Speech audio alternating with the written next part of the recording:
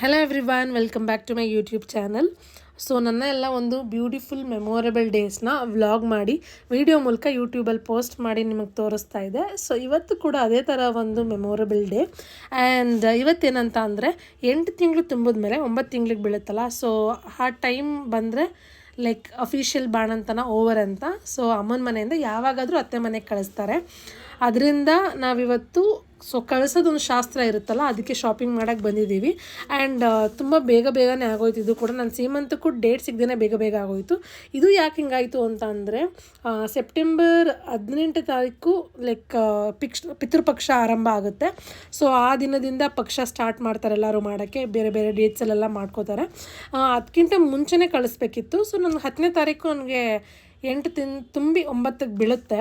So ನಮ್ಗೆ ಬರೀ 8 days ಅಷ್ಟೇ ಟೈಮ್ ಇದ್ದಿದ್ದು. ಸೊ ಅದರಿಂದ 11ನೇ ತಾರೀಕು ಬುಧವಾರ ಕಳಿಸ್ಕೊಡೋಣ ಅಂತ ಲೈಕ್ ಎಲ್ಲ ರೆಡಿ ಮಾಡ್ಕೋತಾ ಇದ್ದೀವಿ. ಸೊ ಅದಕ್ಕೆ ಶಾಪಿಂಗ್ ಮಾಡೋಕ್ಕೆ ಬಂದಿದ್ದೀವಿ.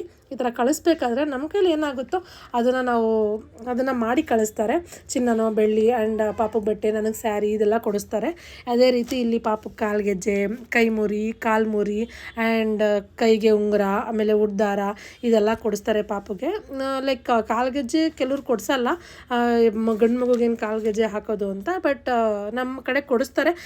ಅದರಿಂದ ಒಂದು ಉಪಯೋಗ ಕೂಡ ಇದೆ. ಬಿಕಾಸ್ ಇವಾಗ ಫಾರ್ ಎಕ್ಸಾಂಪಲ್ ಮಗು ಮಲಗಿದೆ ಆ್ಯಂಡ್ ನೀವೇನಾದರೂ ಕೆಲಸ ಮಾಡ್ಕೋತಾ ಇದ್ದೀರಾ ಅಂತ ಅಂದ್ಕೊಂಡ್ರೆ ಅವ್ನು ಎದ್ದಿದ ತಕ್ಷಣ ನಂಗೆ ಸೌಂಡ್ ಗೊತ್ತಾಗುತ್ತೆ, ಅವ್ನು ಗೆಜ್ಜೆ ಅಲ್ಲಾಡಿಸ್ತಾ ಇರ್ತಾನೆ ಕಾಲೆಲ್ಲ.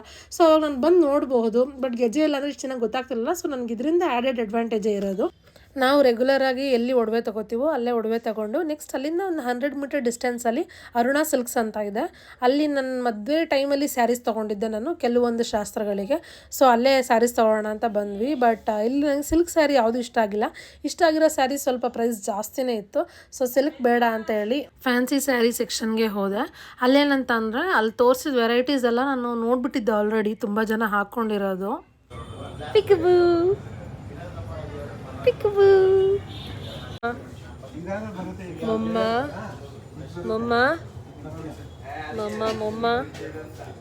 One eternity later.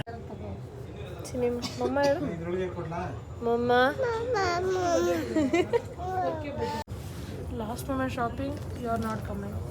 Me. Because no, me. Anyone who watches this. So ನನಗೆ ಲಾಸ್ಟ್ ಮೂಮೆಂಟ್ ಶಾಪಿಂಗ್ ಯಾವತ್ತೂ ವರ್ಕೌಟ್ ಆಗಿಲ್ಲ. ಏನೋ ತೊಗೊಳಕ್ಕೆ ಬರ್ತೀನಿ, but I end up buying something else. ಸುಮ್ಮನೆ ದುಡ್ಡನ್ನ ವೇಸ್ಟ್ ಮಾಡಿಕೊಂಡು ಹೋಗಿರೋದುಂಟು. ಲೈಕ್ ಇದು ಯೂಸೇ ಆಗಲ್ಲ, ಸುಮ್ಮನೆ ತೊಗೋಬೇಕಲ್ಲ ಅಂತ ತೊಗೊಬಿಟ್ನಲ್ಲ ಅಂತ ಕೂಡ ಆಗಿದೆ. ಸೊ ಆದ್ದರಿಂದ ನನಗೆ ಲಾಸ್ಟ್ ಮೂಮೆಂಟ್ ಶಾಪಿಂಗ್ ಇಷ್ಟ ಆಗಲ್ಲ. ಸ್ವಲ್ಪ ಪ್ಲ್ಯಾನ್ ಮಾಡಿ ಲೈಕ್ ಒಂದು 15 ಡೇಸ್ ಮುಂಚೆ ಇಲ್ಲ ಒಂದು ವಾರ ಮುಂಚೆ ಬಂದರೆ ಚೆನ್ನಾಗಿರುತ್ತೆ ಅಂತ ಅನಿಸುತ್ತೆ. ಸೊ ನಿಮ್ಗೆ ಇಲ್ಲೇನು ನಿಮ್ಗೆ ಇಷ್ಟ ಆಗಿ ಸಿಕ್ಕಿಲ್ಲ ಅಂದ್ರೂ will be having other options. ಈಗ ಹಿಂಗೆ ಮಾತು ಕಲ್ತ್ಮೇಲೆ ಹೆಂಗೆ ಇವನು ತಿರುಗು ಬೋದು ಶೋಬೋದು ಆಗುತ್ತೆ. ನೀನು ಒಬ್ಬಳೇ ಉಟ್ಕೊಳಕ್ಕಾಗಲ್ಲ. ನೆಟ್ಟೆಡ್ ಆರ್ಗೆನ್ಸಾ ಟೈಪಲ್ಲಿ ಇವೆರಡು ಕಲರ್ ಮಧ್ಯೆ ನನಗೆ ಕನ್ಫ್ಯೂಷನ್ ಆಯಿತು ಯಾವ್ದು ತೊಗೋಬೇಕು ಅಂತ. ಸೊ ಫೈನಲಿ ನಾನು ಯೆಲ್ಲೋ ಕಲರ್ನ ತೊಗೊಂಡೆ. ಲೈಟ್ ಬೆಳಕಿಗೆ ತುಂಬ ಚೆನ್ನಾಗಿ ಎರಡು ಶೈನ್ ಹೊಡಿತಿತ್ತು. ಬಟ್ ಇದು ನನಗೆ ಆ್ಯಕ್ಚುಲಿ ಈ ಕಲರ್ ನನ್ನ ಹತ್ರ ಇರಲಿಲ್ಲ ಆ್ಯಂಡ್ ಇಟ್ ವಾಸ್ ಲುಕಿಂಗ್ ನನಗೇನೋ ಇಷ್ಟ ಆಯಿತು ನನ್ನ ಮೇಲೆ. ಅದಕ್ಕೆ ಯೆಲ್ಲೋ ಕಲರ್ ತೊಗೊಂಡೆ. I don't know baby pink was nice on me or what. Comment ಮಾಡಿ ತಿಳಿಸಿ ಬೇಬಿ ಪಿಂಕ್ ಕೂಡ ಚೆನ್ನಾಗಿತ್ತಾ ಇಲ್ವಾ ಅಂತ. ಸೊ ಒಂದು ಡ್ರೆಸ್ ತೊಗೊಳ್ಳೋಣ 3 ಪೀಸ್ ಸೆಟ್ ಅಂತ ಅಂದ್ಕೊಂಡು ಬಂದೆ. ಬಿಕಾಸ್ ಪಾಪು ಇದ್ದಾನಲ್ವಾ, ಇನ್ನು ಮುಂದೆ ಚೂಡಿದಾರೆಲ್ಲ ಈಸಿಯಾಗಿ ಕ್ಯಾರಿ ಮಾಡ್ಬೋದು, ಸ್ಯಾರಿ ಎಲ್ಲ ಕ್ಯಾರಿ ಮಾಡೋಕ್ಕಾಗಲ್ಲ. ಅದರಿಂದ ಒಂದು ಡ್ರೆಸ್ ಕೂಡ ತೊಗೊಳ್ಳೋಣ ಅಂತ ತೊಗೊಂಡೆ. ಆ್ಯಂಡ್ ಪಾಪು ಕೂಡ ಬಟ್ಟೆ ಬೇಕಿತ್ತು. ಅರುಣಾ ಸಿಲ್ಕ್ಸಲ್ಲೇ ಪಾಪಗೂ ಬಟ್ಟೆ ಸಿಕ್ತಿತ್ತು, ಬಟ್ ಸ್ವಲ್ಪ ಪ್ರೈಸ್ ಜಾಸ್ತಿ ಇರುತ್ತೆ ಇಲ್ಲಿ. ಯಾವ ಬಟ್ಟೆ ಬೇಕಾ? ಫೈನಲಿ 2 ಸ್ಯಾರಿ ಒಂದು ಸ್ಯಾರಿ ಒಂದು ಡ್ರೆಸ್ಸು ಎರಡನ್ನೂ ತೊಗೊಂಡಿದ್ದಾಳೆ. ಇದು ಫೈನಲ್. ತುಂಬ ಜಾಸ್ತಿ ಟೈಮ್ ಇದ್ದರೆ ಪುಟಾಣಿಗೆ ಬಟ್ಟೆನ ನಾನು ಆನ್ಲೈನಲ್ಲೇ ಬುಕ್ ಮಾಡ್ತೀನಿ. ಬಟ್ ಟೈಮ್ ಇಲ್ಲದೆ ಇರೋದ್ರಿಂದ ಇಲ್ಲ ನಮ್ಮ ಮನೆ ಹತ್ರ ಒಂದು ಅಂಗಡಿಯಲ್ಲಿ ಬಂದು ತೊಗೊಂಡ್ವಿ ಅವನಿಗೊಂದು ಜೊತೆ. ಆ್ಯಂಡ್ ನೆಕ್ಸ್ಟ್ ಡೇ ನಮ್ಮ ಮನೆಗೆ ಎಲ್ಲ ಬಂದು ನನ್ನ ಕರ್ಕೊಂಡು ಹೋಗೋದು ಎಲ್ಲ ಶಾಸ್ತ್ರ ನಡೆಯುತ್ತೆ. ಬಟ್ ಅದರ ವಿಡಿಯೋ ಕ್ಲಿಪ್ಪಿಂಗ್ಸ್ ನಾವು ತೊಗೊಂಡಿಲ್ಲ. ಲುಕಿಂಗ್ ವಿಡಿಯೋದಲ್ಲಿ ತುಂಬ ದಪ್ಪ ಕಾಣಿಸ್ತಿದೆ. ಅದು ಸ್ಲೀವ್ ಆ್ಯಕ್ಚುಲಿ ತುಂಬ ಲೂಸ್ ಹೊಲ್ದ್ಬಿಟ್ಟವ್ರೆ. ಅದಕ್ಕೆ ಇವನ್ನೆಲ್ಲ ಅವನ್ನೇ ನೋ ಎಂಟ್ರಿ ಮಾಡಬೇಕು ಆ್ಯಪಿ ಹತ್ರ. ಇವನೇ ಆ್ಯಪಿಗೆ ಡೇಂಜರಸ್. ಕೂದೆಲ್ಲ ಕೆನೆಗೂ ಆರತಿ ಎತ್ತಿರೆ ನಮ್ಮ ಪುಟ್ಟು ಕೃಷ್ಣನಿಗೆ ಆರತಿ ಎತ್ತಿರೆ ನಮ್ಮ ಬೆಣ್ಣೆ ಕಳ್ಳನಿಗೆ ಆರತಿ ಎತ್ತಿರೆ ನಮ್ಮ ಮುದ್ದು ಗೋಪಾಲನಿಗೆ.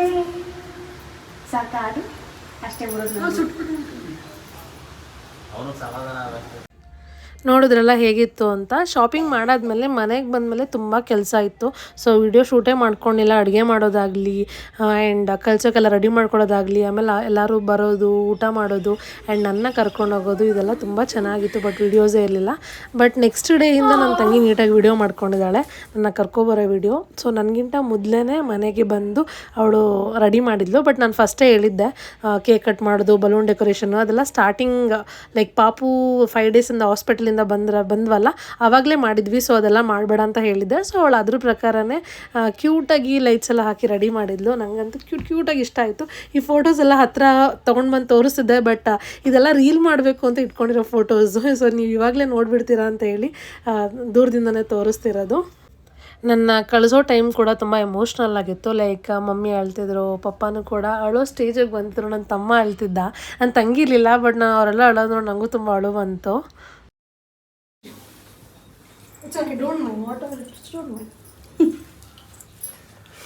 ಮಗಂಗೆ ತಿನ್ಸೆ ಫಸ್ಟ್ ಒಂಚೂರು ತಿನ್ಸಿ, ಏನಾಗಲ್ಲ. ಹುಟ್ಟಿದ ಮೈ ತಿನ್ಸಿದ್ರು ನಮ್ ಕುಶಾಲ್ಗೇನೋ ಹೋಯ್ತು. ನಮ್ಮ ಅಕ್ಕ ಇಷ್ಟ ಹಾಕೇ ಬಿಟ್ಟಿದ್ಲು. ಎಕ್ಸ್ಪ್ರೆಷನ್ ನೋಡು.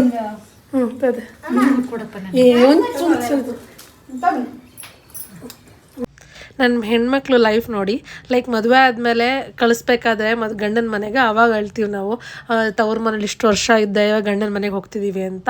ಬಸ್ರಿ ಆದಮೇಲೆ ಸೀಮಂತ ಮುಗಿಸ್ಕೊಂಡು ಗಂಡನ ಮನೆ ಬಿಟ್ಟು ಅಮ್ಮನ ಮನೆಗೆ ಹೋಗ್ಬೇಕಾದ್ರೆ ಅವಾಗ ಅಳು ಬರುತ್ತೆ. ಲೈಫ್ ಒಂಥರ ಆಯಿತು. ಇವಾಗ ಮತ್ತೆ ಲೈಕ್ ಇವಾಗ ಇನ್ನೊಂಥರ ಚೇಂಜ್ ಆಗುತ್ತೆ ಅಂತ. ಆಮೇಲೆ 8 ತಿಂಗಳು 9 ತಿಂಗಳು ಬಾಣಂತನ ಮಾಡಿಸ್ಕೊಂಡು ಅಮ್ಮನ ಮನೆಯಿಂದ ಗಂಡನ ಮನೆಗೆ ಹೋಗ್ಬೇಕಾದ್ರೆ ಮತ್ತೆ ಅಳು ಬರುತ್ತೆ. ಬಿಕಾಸ್ ಈ 8 ತಿಂಗಳು ಇರುತ್ತಲ್ಲ, ಈ 8-9 ತಿಂಗಳು ಸಖತ್ತು ಲವ್ ಇರುತ್ತೆ.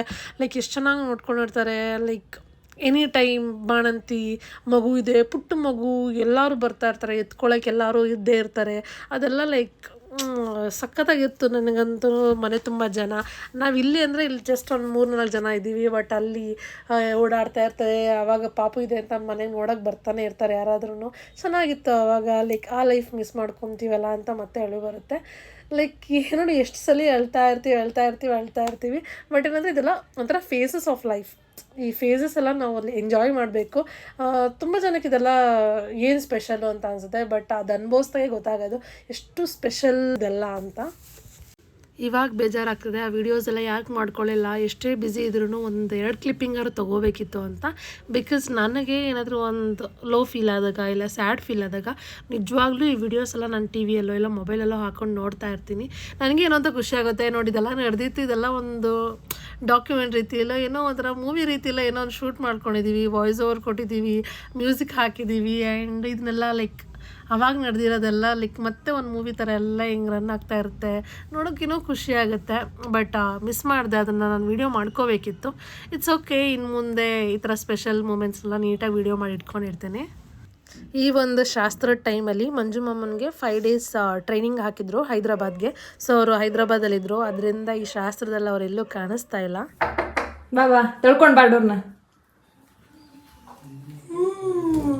ಲೈಟ್ ಆನ್ ಮಾಡಲಿ ಹಂಗೆ. ಸೊ ಅತ್ತೆ ಮನೆ ಕಡೆಯಿಂದ ಬಂದು ಕರ್ಕೊಂಬರ್ತಾರೆ. ಆ್ಯಂಡ್ ಒಂದು 3 ಡೇಸ್ ಆದಮೇಲೆ ಅಮ್ಮನ ಮನೆಯವರು ಬಂದು ಅತ್ತೆ ಮನೆಗೆ ಬಂದು ವಾಪಸ್ ಮತ್ತೆ ಅಮ್ಮನ ಮನೆಗೆ ಕರ್ಕೊಂಡು ಹೋಗ್ತಾರೆ. ಇದನ್ನು ಒಂದು ತಿರುಗಾಟದ ಶಾಸ್ತ್ರ ಅಂತ ಹೇಳ್ತೀವಿ. ಅದಾದಮೇಲೆ ನಾನು ಇನ್ನು ಅತ್ತೆ ಮನೇಲಿ ಇರ್ತೀನಿ.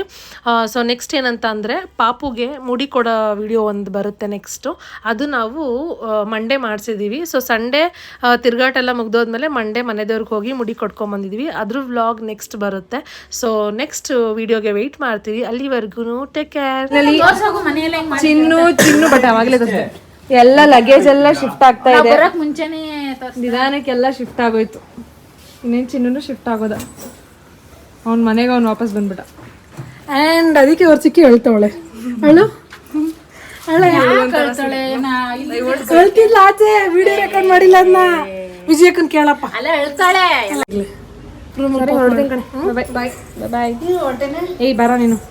ಬಾಯ್ ಬಾಯ್.